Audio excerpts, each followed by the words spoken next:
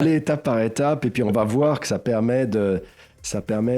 d'essayer de se constituer un portefeuille d'investissement sans se poser les questions classiques sur les actions. Parce qu'on se dit, oh là là, c'est très cher, je comprends rien à l'intelligence artificielle, je ne sais pas si ceci, est-ce que le secteur de l'agriculture... On oublie les actions, mais c'est comme toujours. Il faut regarder si ce secteur primaire est efficace dans sa création d'énergie primaire. Est-il efficace? S'il est efficace dans sa création d'énergie primaire, alors il faut l'acheter. C'est-à-dire qu'ils sont en accélération d'efficience. Donc ça veut dire qu'à l'heure où on se parle, donc là on est, je ne sais pas combien, mi-octobre, ce secteur est à acheter. Il vaut mieux avoir ça que du cash. Didier Darcet, bonjour, merci d'être avec nous aujourd'hui sur Grand Angle Éco.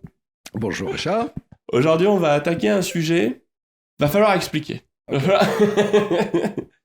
Le titre de ton article s'appelait Central Bank of Economy. Parce que dans l'idée, c'est que la banque centrale, c'est l'organe régulateur de la finance par les taux d'intérêt. Et toi, tu dis que sur l'économie, qui est la structure matérielle de l'économie, Ouais. la banque centrale qui régule l'économie, en fait, c'est le secteur primaire de l'énergie, abordé sous un certain angle, à la Darcet. Donc, va falloir y aller étape par étape, ça va bien se passer. On va aller étape par étape, et puis on va voir que ça permet d'essayer de se constituer un portefeuille d'investissement sans se poser les questions classiques sur les actions. C'est ça, en gros, l'idée. C'est qu'on est toujours en train de dire les actions, les obligations, etc. Mais imaginons qu'on ne veut pas toucher aux actions parce qu'on se dit, oh là là, c'est très cher, je ne comprends rien à l'intelligence artificielle, je ne sais pas si ceci, est-ce que le secteur de l'agriculture... On oublie les actions, certaines actions en tout cas. Et on se dit, qu'est-ce que je peux faire comme portefeuille d'investissement qui soit très performant? Donc c'était ça intellectuellement l'idée. Et donc je suis revenu en disant, il y a une banque centrale qui pilote les taux d'intérêt. Si elle pilote bien ces taux d'intérêt, les obligations vont être très bien.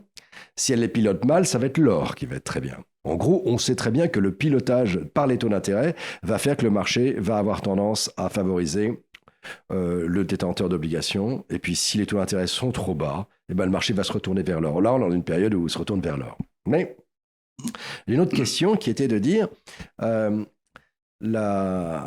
par rapport, non pas aux obligations longues et à l'or, mais par rapport à la monnaie elle-même. Alors, la monnaie elle-même, c'est la monnaie du système économique. Bon, très bien. On connaît ça, c'est la monnaie d'échange. Mais quelle est la monnaie de valeur du système économique? Et mon idée, c'était de se dire, un système économique, il part par de l'énergie primaire qui est dans la terre. Disons, ou c'est du vent. Et puis ensuite, il va devoir être transformé. Par exemple, vous prenez du pétrole dans la terre et vous le raffinez. Il faut d'abord le raffiner. Et une fois qu'il est raffiné, vous pouvez l'injecter dans le système productif. Et là, il va être utilisé pour faire des biens et des services. Donc c'est cette étape intermédiaire qui m'intéresse. C'est-à-dire l'étape intermédiaire qui consiste à prendre de l'énergie, à la transformer de sorte que ce qui va sortir de chez soi, c'est de l'énergie utile. Ce qu'on appelle de l'énergie libre en physique. C'est l'énergie utile pour le système. On va la rendre exploitable. On va la rendre exploitable. Bon. La rendre exploitable, pour moi, c'est la définition... Et cette injection d'énergie primaire dans l'économie, c'est le rôle d'une banque centrale de l'économie. C'est-à-dire, c'est elle qui va injecter dans le système une monnaie, si on peut dire, du système productif, qui est l'énergie primaire directement utilisable. L'électricité, le pétrole raffiné, le gaz qui arrive bien filtré, qui arrive chez soi, etc.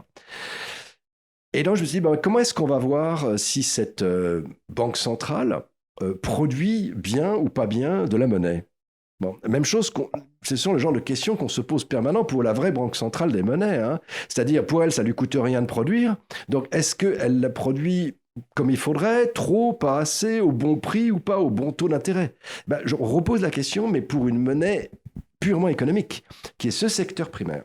Je me suis dit, mais c'est comme toujours. Il faut regarder si ce secteur primaire est efficace dans sa création d'énergie primaire. Est-il efficace? S'il est efficace dans sa création d'énergie primaire, alors il faut l'acheter. Et s'il n'est pas efficace, alors il vaut mieux acheter la monnaie de la banque centrale. La vraie, la banque centrale monétaire, le cash. Et alors, comment est-ce qu'on va mesurer si elle est efficace?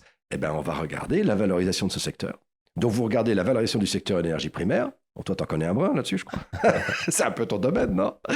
Secteur énergie primaire, mais il y a toutes les grandes sociétés Total, etc., tout le secteur primaire. De toute façon, 80% de l'énergie primaire, c'est du fossile. Donc voilà. Aujourd'hui, c'est du fossile à 80%, et puis ça l'a été depuis 25 ans. Il faut surtout pas regarder l'éolien et le solaire, parce que c'est des queues de cerise. Alors, c'est des queues de cerise, et puis qui ont des phénomènes de bulles. Il faut faire très attention. Et hautement subventionné dans beaucoup de cas dans le monde. Donc, pour mesurer donc en gros, on parle d'énergie fossile. On parle d'énergie fossile, voilà.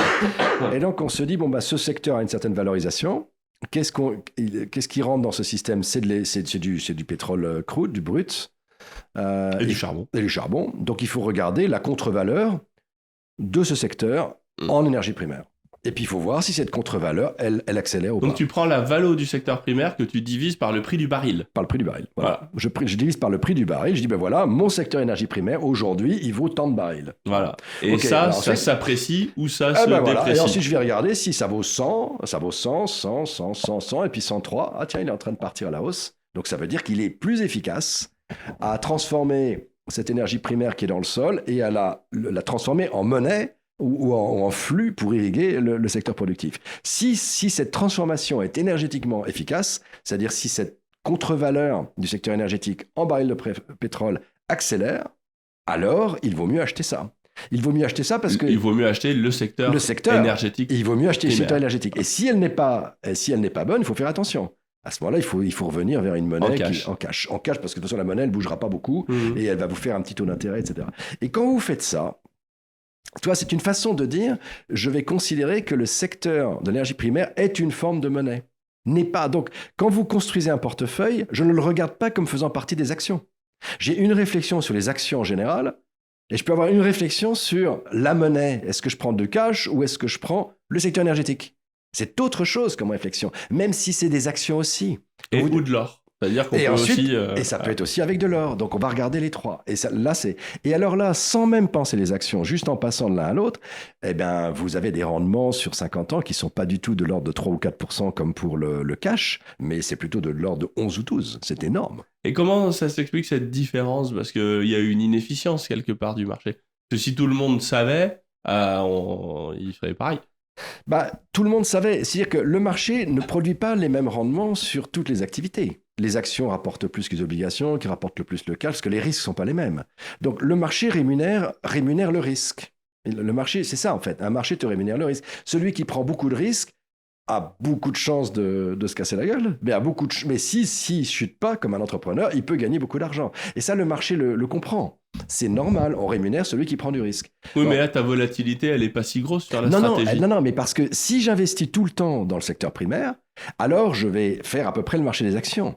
C'est-à-dire que je vais tout d'un coup gagner beaucoup et puis je vais avoir des effondrements. Donc, ce que je dis simplement là, c'est que la façon d'arriver à éviter les effondrements, c'est de vérifier si ce secteur d'énergie primaire est efficace pour transformer l'énergie ou pas. Tant qu'il est efficace, vous restez dedans. Mais s'il commence à devenir inefficace, alors là, il faut se barrer. Ouais. Et c'est le fait de se barrer qui fait que tu arrives à passer de 4 à 11 ou 12% sans avoir des gamelles de 20 à 30%. Mais il faut tout le temps être en train de regarder s'il est efficace. Donc, en d'autres termes, ce qui est intéressant là-dessus, c'est que le secteur de l'énergie primaire, sur très long terme, ça fait le marché des actions, voire un peu plus.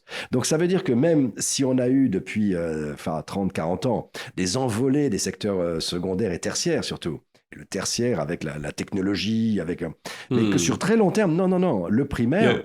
c'est de toute façon, l'économie, c'est de l'énergie, la croissance, c'est de l'énergie transformée. Oui, bien Donc sûr. c'est logique que l'input et l'output, ils se suivent. Oui, c'est logique, mais il n'y a pas beaucoup de gens qui y pensent, parce que tu regardes dans la composition des indices, par exemple aujourd'hui, les grands indices mondiaux comme le S&P ou le MSCI World, le secteur primaire, ça représente 3% de l'indice. C'est très décoté. Ouais. C'est très, très, très décoté. Il y a 30 ou 40 ans, ça représentait 30% d'indice. Donc, c'est très, très décoté. Et donc, les gens se disent, bon, c'est très décoté, qu'est-ce qu'on fait? On l'achète ou non? C'est des valeurs, généralement, c'est du value, c'est des valeurs refuge. Est-ce que là... Donc, raisonner, regarder ce secteur par rapport au reste du marché action, c'est une chose. C'est ce que fait souvent la plupart des gens. Et moi, je dis, non, je vais le regarder différemment. Je vais le regarder uniquement par rapport au cash. Et je vais prendre mes décisions sur les actions, ça, c'est une chose. Par contre, quand je me dis qu'est-ce que je vais mettre, du cash, des bonds ou de l'or, je vais rajouter ce truc-là. Ou du secteur primaire exprimé en baril. Exprimé en baril. Voilà. Voilà. Et donc, ça permet... Alors, évidemment, ça fait des portefeuilles bizarres. C'est une conception un peu bizarre, bizarroïde.